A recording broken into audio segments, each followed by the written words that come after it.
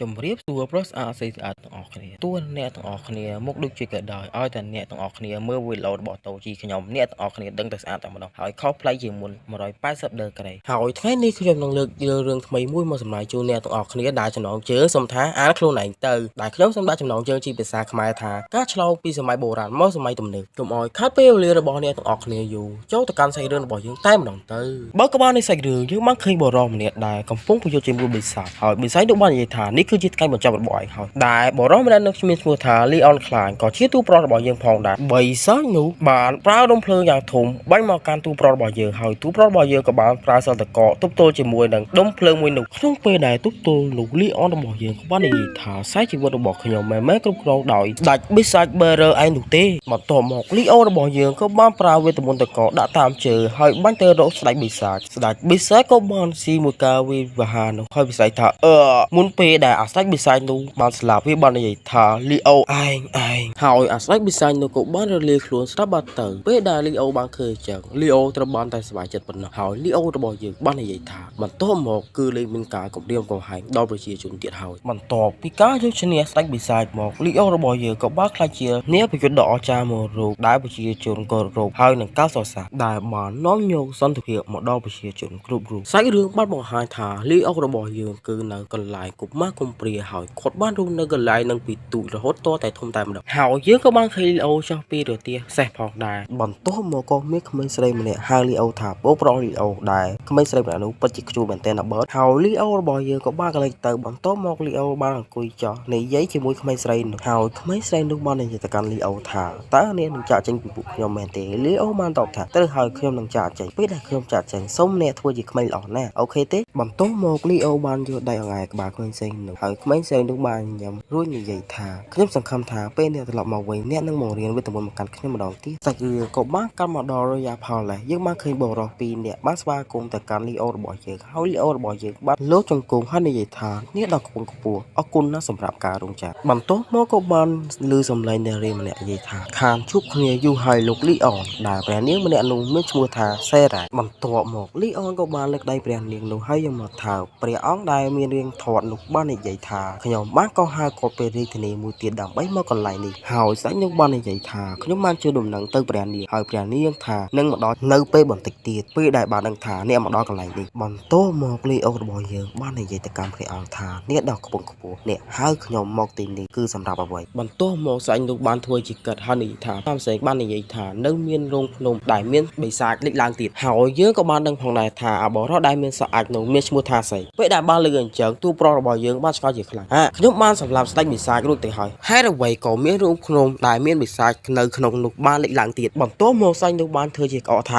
ខ្ញុំចង់ឲ្យអ្នកទៅសើមកគេនៅក្នុងនោះព្រោះខ្ញុំបានលើកដំណឹងថាមានមនុស្សជាច្រើនដែលបានចូលទៅក្នុងរោងភ្នំនោះហើយតែមិនអាចត្រឡប់មកវិញបានបន្ទាប់មកស្ដេចនោះបានធាក់ដៃហើយនិយាយថាល្អប្រសិនបើអ្នកទៅអ្នកមិនបាច់ព្រួយបារម្ភទេមុនដំបូងលីអូរបស់យើងក៏ចង់បដិសេធដែរប៉ុន្តែលីអូរបស់យើងបានគិតទៅដល់សោកតុករបស់ប្រជាជននិងអនាគតរបស់កុមារពិសេសគឺកុមារដែលគាត់បានលេងជាមួយអបាញ់មិញបន្ទាប់មកលីអូរបស់យើងបាននិយាយថាមិនអីទេទុកការងារនេះឲ្យខ្ញុំធ្វើទៅចោះហើយស្ដេចបាននិយាយថាពេលដែលអ្នកបានបញ្ចប់ការងារនេះខ្ញុំនឹងគិតរឿងអាពាហ៍ពិពាហ៍ព្រះនាងសេលេនឹងជាមួយនេះពេលដែលបានលើអញ្ចឹងព្រះនាងសេលេមានការអៀនជាខ្លាំងហើយព្រះនាងសេលេបាននិយាយថារឿងអាពាហ៍ពិពាហ៍នេះគឺជារឿងធំណាស់ព្រះអង្គលីអូរបស់យើងបានត្រឹមតែសើចប៉ុណ្ណោះហើយអសពរអាចនឹងព្រះអង្គក៏បានសើចអាក់អាយសប្បាយពេញនឹងទៅយើងមើលទៅអសពរអាចមានអារម្មណ៍ថាវាដូចជាសើចដោយការសម្ដែងអញ្ចឹងសុំទោសមែនតើដែលក្បាលដំបងហៅវាខុសច្រឡំហៅវាថាអសអាចពិតជាសុំទោសមែនតើហើយព្រះអង្គបាននិយាយថាមិនអីទេរឿងអាពាហ៍ពិពាហ៍នោះ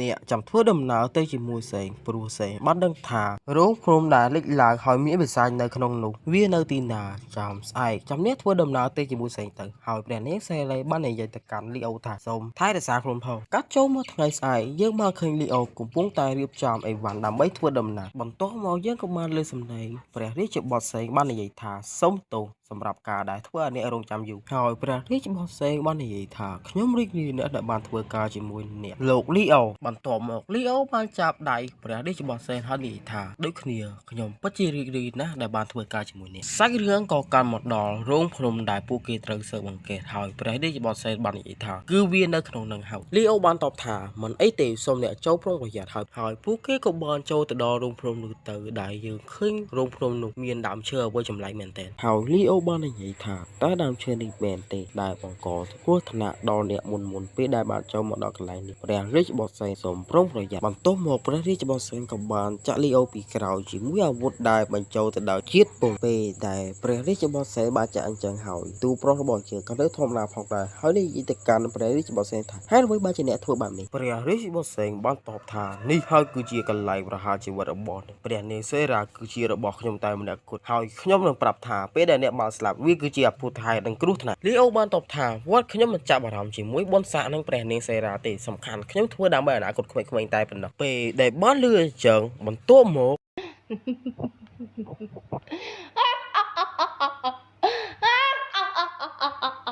ព្រះរាជបុត្រលីអូបានគប់កតាខ្លាឃ្មុំនោះទៅចំក្បាលលីអូហើយនិយាយថាខ្ញុំមិនទុកឲ្យអ្នកនៅឯកានោះទេខ្ញុំបានសម្លាប់ក្មេងទាំងអស់នោះកាលពីម្សិលមិញរួចទៅហើយពេលដែលអ្នកស្លាប់ទៅអ្នកគួរតែរីករាយជាមួយនឹងជីវិតរបស់អ្នកទៅអ្នកនឹងបានឡើងថាសួរជាមួយនឹងក្មេងទាំងអស់នោះបន្ទាប់ពីឮពាក្យពេចន៍សម្ដីដ៏ថោកទាបរបស់ព្រះរាជបុត្រសេនលីអូរបស់យើងបានខឹងយ៉ាងខ្លាំងបន្ទាប់មកបានស្ទុះទៅខំព្រះរាជបុត្រសេនប៉ុន្តែព្រះរាជបុត្រសេនបានធាក់ទម្លាក់លីអូចូលទៅក្នុងជ្រោះហើយជាមួយនឹងពាក្យសម្ដីថាអរគុណណាស់គ្រប់យ៉ាងដែលលីអូបានធ្វើសម្រាប់ខ្ញុំនេះគ្រាន់ជាការបើកបញ្ឆោតប៉ុណ្ណោះអ្វីគ្រប់យ៉ាងគឺអរគុណសម្រាប់អ្នកហើយអ្នកប្រយុទ្ធដ៏យុត្តិធម៌លីអូរបស់យើងទោះដឹងថាតិចទៀតខ្លួនត្រូវស្លាប់ក៏ដោយក៏មិនភ្លេចជាមួយនឹងគំនុំនេះដែរបន្ទាប់មកលីអូរបស់យើងក៏បានបិទភ្នែកដើម្បីត្រៀមយកសេចក្តីស្លាប់យើងក៏បានឃើញទឹកមួយដំណក់ធ្លាក់ចោលបន្តិចម្ដង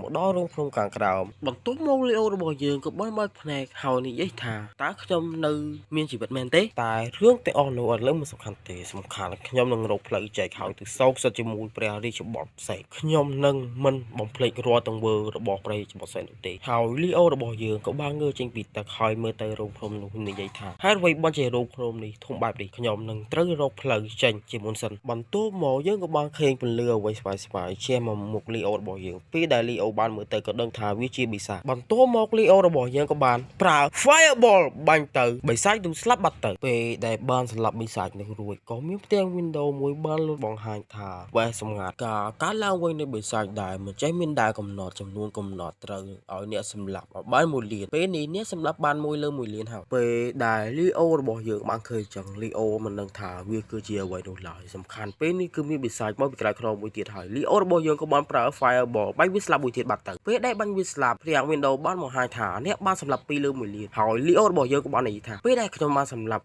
វានឹងកើនឡើងពេលនេះខ្ញុំដឹងត្រូវតែធ្វើអ្វីហើយសំខាន់ខ្ញុំត្រូវរកច្រកជនជាមុនសិនមុននឹងសម្លាប់បិសាចឲ្យបានគ្រប់ចំនួន1លានពេលដែលលីអូបានធ្វើដំណើរទៅខាងមុខទៀតក៏បានឃើញសាកសពមនុស្សជាច្រើនបានដេកស្លាប់ហើយលីអូរបស់យើងបាននិយាយថាទាំងនេះមែនទេគឺជាមនុស្សដែលបានបាត់ខ្លួនហើយលីអូរបស់យើងក៏បានលោតជង្គង់ដើម្បីកាន់ទុកមនុស្សទាំងអស់នោះហើយគិតក្នុងចិត្តថាខ្ញុំមិនអាចបណ្ដោយខ្លួនឲ្យស្លាប់តាមបែបនេះបានទេចាប់តាំងពីថ្ងៃនោះមកលីអូរបស់យើងក៏បានធ្វើដំណើរផងនិងសម្លាប់បិសាចទាំងអស់នោះផងមួយឆ្នាំបានកន្លងផុតទៅចំនួនដែលលីអូបានសម្លាប់បិសាចនោះគឺមានចំនួន10000ទោះលីអូរបស់យើងត្រូវបានសត្វបិសាចវាប្រហារយ៉ាងណាក៏ដោយរឿងតែមួយគត់ដែលធ្វើឲ្យលីអូរបស់យើងតក់កង្វល់នោះគឺការសោកសិទ្ធជាមួយព្រះរាជបុត្រសេនកន្លះឆ្នាំបានកន្លងផុតទៅយើងឃើញចំនួនដែលលីអូបានសម្លាប់គឺមានចំនួន100,000ក្នុងពេលកន្លះឆ្នាំដែលលីអូរបស់យើងបានសម្លាប់បិសាចវាធ្វើឲ្យលីអូរបស់យើងបានរៀននៅមេជីថ្មីមួយដែលមានឈ្មោះថាវេទមន្តដែលពោពេញទៅដោយភាពខ្មាំងងងឹតមុនដំបូងលីអូរបស់យើងមិនដែលប៉ះពាល់ជាមួយនឹងវេទមន្តខ្មាំងនោះទេប៉ុន្តែយូរទៅលីអូរបស់យើងក៏បានដឹងថាវេទមន្តខ្មាំងនេះគឺជាចំណុចដែលចាំបាច់ដើម្បីសងសឹកជាមួយព្រះរាជបុត្រសេន10ឆ្នាំបានកន្លងផុតទៅយើងក៏បានឃើញលីអូរបស់យើងពោ ពោពេញទៅដោយវិតាមីននៃភាពខ្មៅងងឹតហើយចំនួនដែលត្រូវសម្លាប់ក៏បានគ្រប់គ្រាន់ផងដែរទាំង Windows បានជួយដំណឹងថាសូមអបអរសាទរអ្នកបំពេញភារកិច្ចខ្វះសម្ងាត់បានជោគជ័យហើយក៏មានសម្លេងចម្លែកបានពន្លឺឡើងថាខ្ញុំសូមប្រាប់អ្នកសូមយកឈ្នះហើយ Leo របស់យើងតបទៅវិញជាមួយនឹងភាពអស់កម្លាំងថាតើខ្ញុំត្រូវយកឈ្នះអ្នកណាតើវានៅឯណាហើយក៏មានពន្លឺជាទៅមុខ Leo របស់យើងពេលដែល Leo បានមើលទៅក៏ដឹងថាវាជាទ្វារមាសហើយក៏ជាច្រកចេញផងដែរហើយ Leo របស់យើងក៏បានយកដៃបឹងភ្នែកហើយ Leo របស់យើងបាននិយាយថាតើមានអ្វីកើតឡើងចំពោះផែនដីរបស់ខ្ញុំតើខ្ញុំអាចត្រឡប់ទៅទីក្រុងដើមរបស់ខ្ញុំបានទេហើយយើងក៏បានឃើញដុំអ្វីដែលមានរាងពណ៌ស្វាយវាចាប់ផ្ដើមធ្លាក់បច្ចុះបន្តិចម្ដងរហូតដល់ទឹកហើយយើងក៏បានឃើញបុរសម្នាក់ផងដែរបុរសម្នាក់នោះបានបើកផ្លែកហើយមើលមុខខ្លួនឯងនៅក្នុងទឹកហើយនិយាយថាតើបុរសម្នាក់នេះគឺជានរណាបន្ទាប់មកបុរសម្នាក់នោះបានសាច់សាឡោពេញនោះតែប៉ុណ្ណោះហើយមើលទៅកន្លែងមួយហើយសួរថាតើពេលនេះខ្ញុំនៅឯណាយើងក៏បានដឹងផងដែរថាវិញ្ញាណរបស់ Leo របស់យើងក៏បានឆ្លងចូលមកដល់ក្មេងប្រុសម្នាក់នេះផងដែរមុននឹងធ្វើការ slash សាច់រឿងរបស់យើងក៏សូមឲ្យអ្នកទាំងអស់គ្នាត្រឡប់ទៅសភាពដើមអ្នកទាំងអស់គ្នាវិញព្រោះតាអ្នកទាំងអស់គ្នាស្អាតហើយលេចចូលមើលវីដេអូរបស់ខ្ញុំទៀតហើយអញ្ចឹងមានតែជូនពរអ្នកទាំងអស់គ្នាទៅសភាពដើមរបស់អ្នកទាំងអស់គ្នាវិញហើយមួយទៀតគឺជូនពរឲ្យតែទទួលបានសុភមង្គលនិងសុវត្ថិភាពតាមផ្លូវពេលដែលធ្វើដំណើរទៅកន្លែងណាក៏ដោយ